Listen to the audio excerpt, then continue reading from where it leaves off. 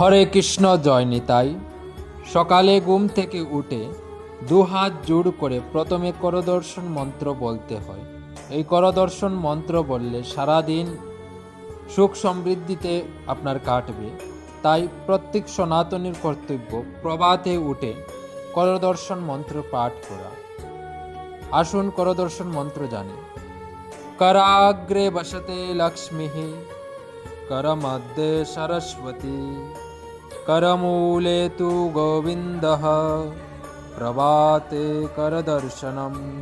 অর্থাৎ আমাদের হাতের অগ্রভাগে দেবী লক্ষ্মীর বাস, মধ্যভাগে সরস্বতীর বাস এবং করমূলে গোবিন্দ অর্থাৎ হাতের মূল অংশে ভগবান শ্রী গোবিন্দ বিষ্ণুর বাস।